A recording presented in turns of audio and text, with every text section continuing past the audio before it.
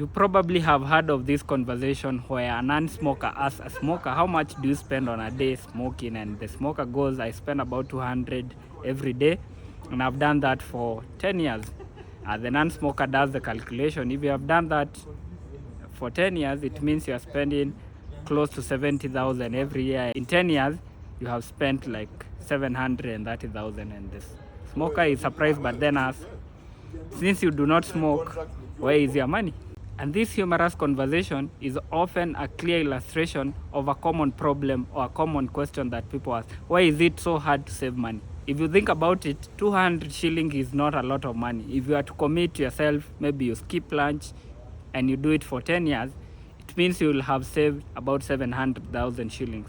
But then it's not as easy because not many people have that 700,000 lying around. And that's not even what most people hope to save as a minimum on a daily basis. Here are 5 reasons why saving can be very difficult. Number 1 is when you're not tracking your expenses, it can be very hard to save because you'll be surprised where your money goes. You have probably heard of a conversation where people avoid checking the mobile money balances over the weekend because they have that anxiety of knowing how much they have spent. Even if you're spending 20 shillings there, 50 shillings there, then that accumulates to a lot of money, and that denies you the chance to save, because if you do not track your expenses, you do not see how much of your money you are losing by unnecessary expenses. Number 2, and related to not tracking your expenses, is not having a budget. So if you do not have a budget, then it's easy to steal from your savings. Most people often deal with, I will spend my money and whatever remains I'll save. But then that can be very difficult because the mind does not tell itself, I need to stop here. This is enough for my needs, or this is enough for my wants. And at the end of the day, you may realize you haven't saved anything for the last 2 years, and so on. Number 3 is lifestyle inflation. If you are to think about yourself 5 years ago, you are probably earning less money than today, and you are surviving on that small salary then.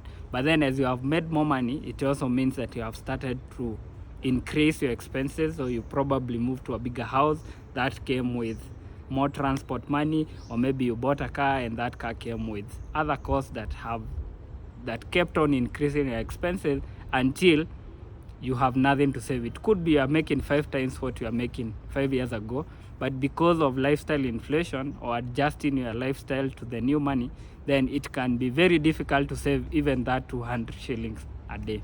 Number 4 is debt, and debt often comes with expenses. You pay interest, and debt can be quite expensive, and debt often leads you away from your savings because most people will adjust. When you're able to take regular debt, you calculate the money you have to include the debt which you will pay later, and that also denies you the chance to even save at a later date. You probably have heard of conversations where Kenyans say, I calculate my mobile money balance inclusive of the overdraft facility.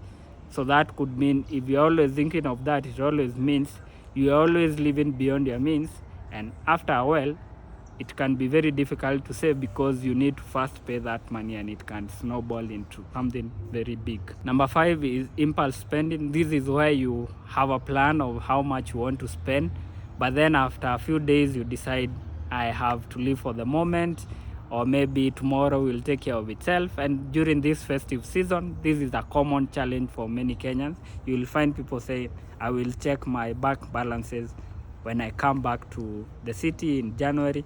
And that could mean that you are probably stealing away from your savings, or you are stealing money that will have gone to rent. And then because you are here having a good time with your family or with your friends during the festive season, you decide, I want to spend, I want to buy this and that becomes a big barrier to your savings. Money254.co.ke has written more about why saving can be so difficult and some of the easy tips that you can use to manage your spending and also get better at saving.